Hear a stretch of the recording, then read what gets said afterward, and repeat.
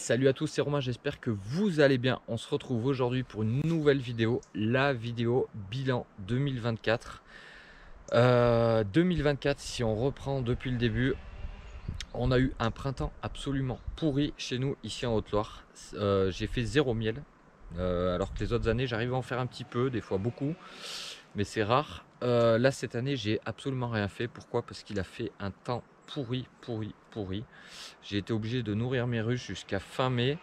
Donc là laisse tomber, ça a été même pas la peine d'essayer de faire du miel. Pour faire des essaims ça a été compliqué puisque du coup ça a tout retardé. Donc le printemps vraiment zéro cette année, printemps 2024 nul. Par contre derrière c'est parti mais comme une fusée quoi. Ça a été vraiment c'est parti d'un coup en fait, la saison est partie d'un coup. Ça a très bien marché puisque moi les hausses se remplissaient super vite. Par contre ça a été très court en laps de temps, la mielée a été très courte, donc ça a fait beaucoup de boulot en pas longtemps. Par contre ça a bien marché.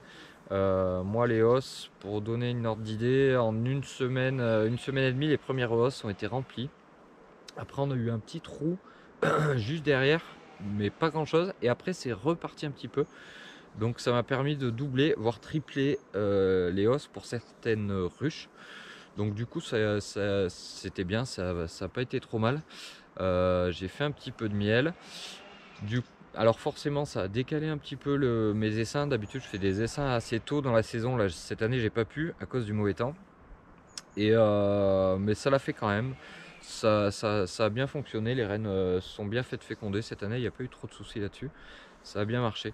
Donc 2024, printemps pourri, comme j'ai envie de dire une année sur deux. Et par contre, été qui a bien marché. En fin de saison, on a eu un petit peu, c'est quand même bien rentré sur le lierre. Donc les ruches ont pu faire des réserves assez correctes, puisque dans l'ensemble, elles sont quand même assez lourdes. Le plus gros souci de 2024 chez moi, ça va être l'arrivée officielle du frelon asiatique sur mon rucher, puisque cette année, pour la première fois depuis que je fais de l'apiculture, j'ai eu du frelon asiatique sur mes ruches. Alors ça n'a pas été une grosse pression. Par contre, voilà, ça veut dire que le frelon asiatique se rapproche. Nous en Haute-Loire, cette année, les nids de frelons asiatiques ont explosé. Il y en a eu partout, et pas des petits nids, vraiment des gros nids.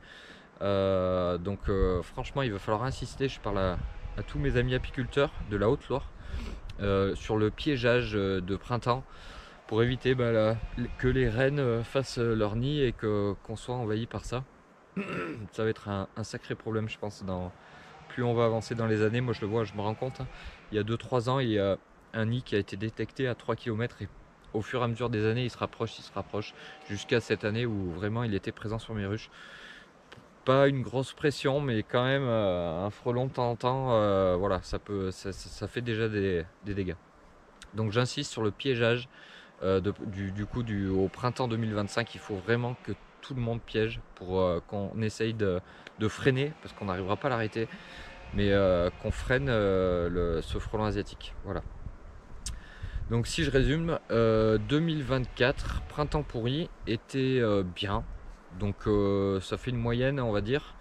C'est pas une année si mauvaise que ça finalement. Pourtant c'était vraiment mal parti.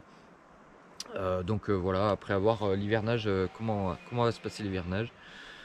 Au niveau du rucher, moi là personnellement c'est la dernière intervention, ça a été un petit nettoyage du rucher, hein. Un petit coup de rotophile partout, voilà, un petit coup de nettoyage.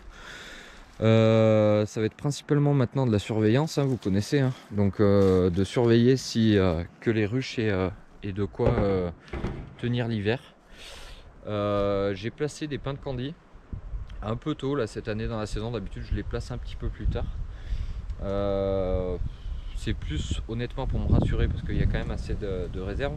C'est plus pour me rassurer, je mets les pains, je vois comment elles y tapent dedans, et voilà, au moins je préfère faire ça et que de rien mettre et de perdre les ruches. La dernière intervention, ça va être mi-décembre, donc ça va être un acide oxalique hors couvain. Donc c'est le traitement qui marche le mieux, donc celui-là faut pas l'oublier. Voilà, donc comme chaque année, hein, traitement à acide oxalique hors couvain. Et puis voilà, c'est essentiellement ça reste de la surveillance et puis voilà, que tout le monde passe l'hiver. Voilà, n'hésitez pas à me dire comment votre saison vous s'est passée, si par rapport au frelon asiatique aussi, si vous avez